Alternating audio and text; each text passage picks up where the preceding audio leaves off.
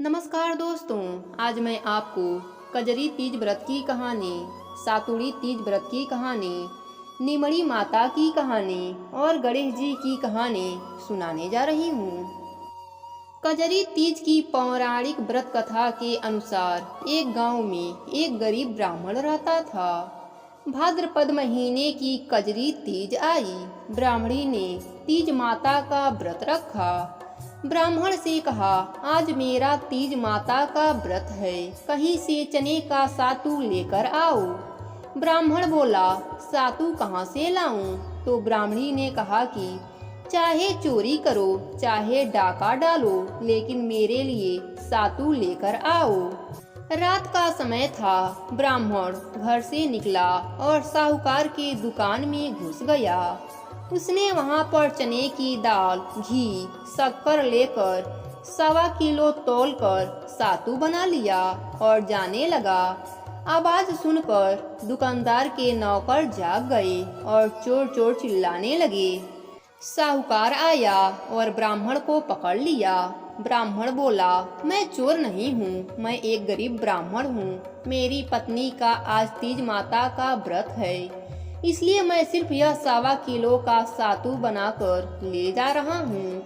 साहूकार ने उसकी तलाशी ली। उसके पास सातू के अलावा कुछ नहीं मिला। तीज माता की कृपा से साहूकार का मन बदल गया। साहूकार ने कहा कि आज से तुम्हारी पत्नी को मैं अपनी धर्म बहन मानूंगा।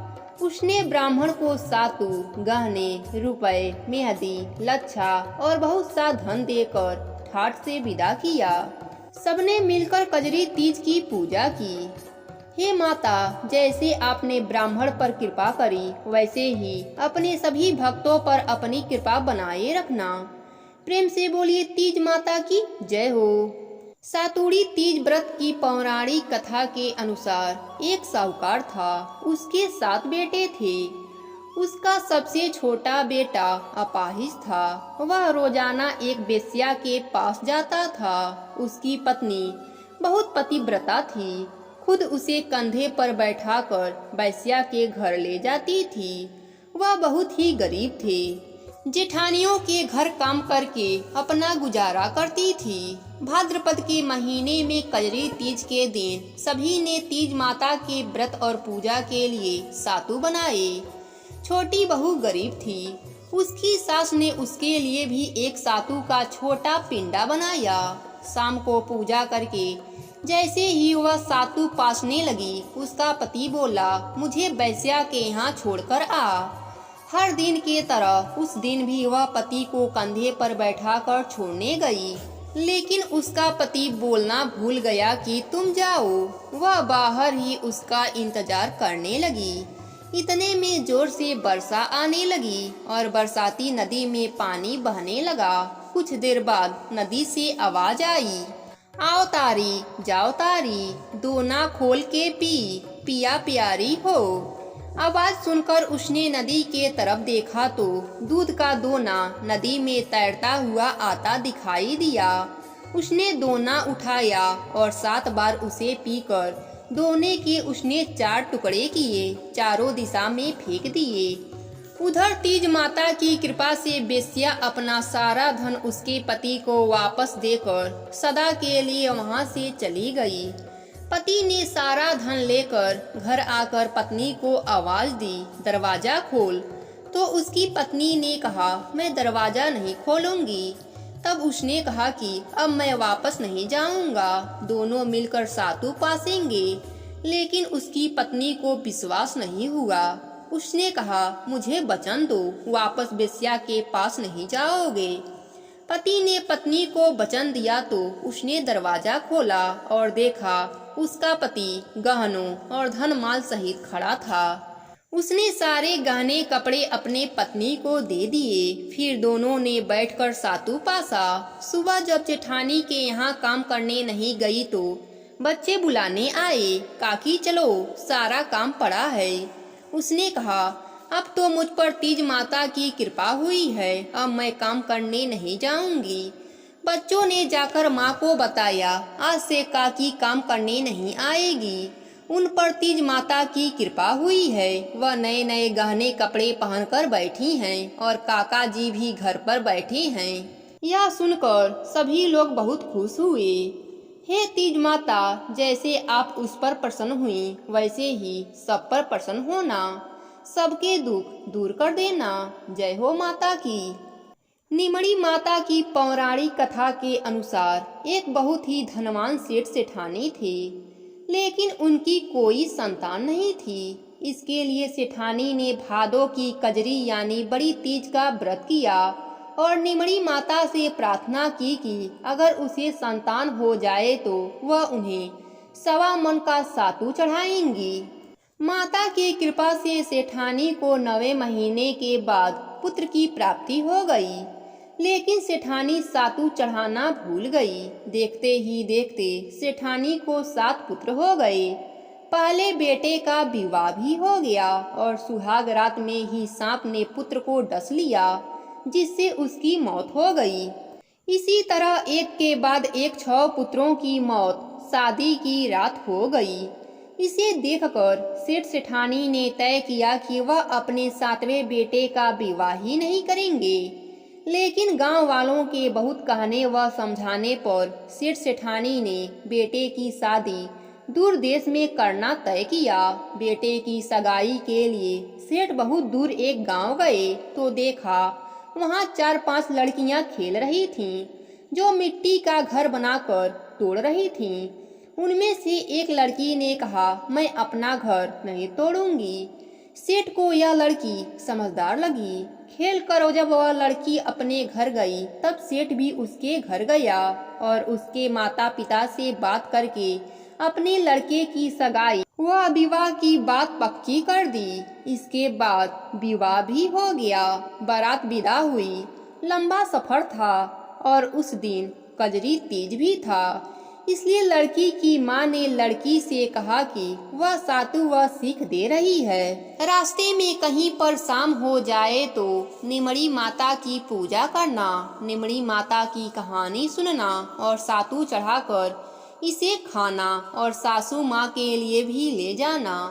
रास्ते में ससुर ने बहू को खाने को कहा तो वह बोली, आज कजरी तीज का उपवास है। शाम को निमड़ी माता का पूजन करके निमड़ी माता की कहानी सुनकर ही भोजन करेगी। एक कुएं के पास निमड़ी नजर आई तो सेठ जी ने गाड़ी रोक दी।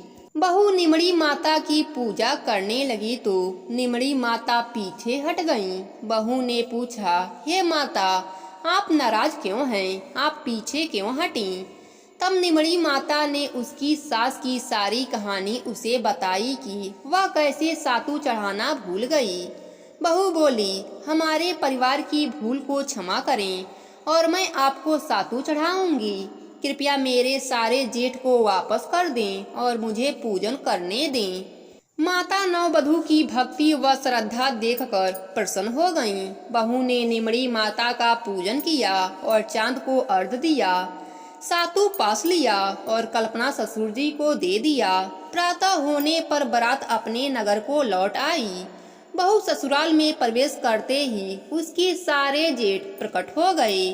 सास बहू के पैर पकड़कर धन्यवाद देने लगी। तब बहू ने सारी कहानी सास को बताई और कहा, आप अपने भूल का सुधार करें और निमड़ी माता को सातू चढ़ाएं। उनकी भक्ति से निमड़ी माता प्रसन्न होकर प्रकट हुई और बोली, जो भी मनुष्य मेरी इस कथा को सुनेगा उसके घर अन्य धन और सबकी लंबी आयु होगी। इतना कहकर निमड़ी माता सेठ का घर अन्य धन से भर दिया और लंबी आयु का आशीर्वाद देकर अंतर ध्यान हो गईं। प्रेम से बोलिए निमड़ी माता की जय हो। गणेश जी की प्राचीन कथा के अनुसार एक बार गणेश जी अपने भक्तों की परीक्षा लेने की सोची। गणेश जी ने एक बालक का रूप धरा और एक मुट्ठी चावल और एक चम्मच दूध लिया। दोनों चीज लेकर एक गांव में पहुँचे। गांव में जाकर सभी से खीर बनाने का आग्रह करने लगे। सभी हंसने लगे, अरे इतने कम चावल और इतने कम दूध में खीर कैसे बनेगा? तभी एक बूढ़ी अम्मा आई और उन्होंने कहा, बेटा मैं तेरी खीर बना दूंगी, चल मेरे घर। गणेश जी उस बुढ़िया अम्मा के पीछे पीछे उनके घर चल दिए। बूढ़ी अम्मा बालक से दूध और चावल लेकर एक छोटे से पात्र में डालकर चूल्हा में आग लगाई। जैसे ही दूध गर्म हुआ वह बढ़ने लगा। यह देखकर बूढ़ी अम्मा को बड़ा आश्चर्य हुआ और वह घर में से सबसे बड़ा पतीला लाई और उसमें पलटकर खीर बनाया। वह बड़ा पतीला खीर से भर गया। बूढ़ी अम्मा की बहू को खीर की खुशबू बहुत अच्छी लगी। वह खीर में से थोड़ा थाली में निकालकर और दरवाजे के पीछे बैठकर बोली, गणेश जी भोग लगाना। इसके बाद वह खीर खा ली। बूढ़ी अम्मा बालक के पास आई और बोली, बेटा खीर तैयार है, चलो खा लो। बालक के रूप में गणेश जी बोले, बूढ़ी अम्मा मैंने तो भोग लगा लिया है, तेरी बहू ने मुझे जिमा दिया, अब तू गांव को खीर खिला दे।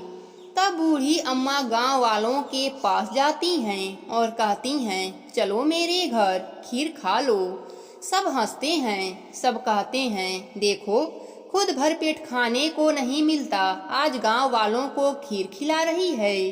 पर बूढ़ी अम्मा सबसे आग्रह किया, तब सब गांव वाले उनके घर आए। सब खीर खाए। सबने कहा, इतने स्वादिष्ट खीर हमने आज से पहले नहीं खाए थे। बचा हुआ खीर। बालक के कहने पर बूढ़ी माता ने खीर को झोपड़ी के चारों कोनों में दबा दिया। सुबह तक झोपड़ी महल में बदल गया। गणेश भगवान की कृपा से उनका घर अन्य धन से भर गया। प्रेम से बोलिए गणेश भगवान की जय हो।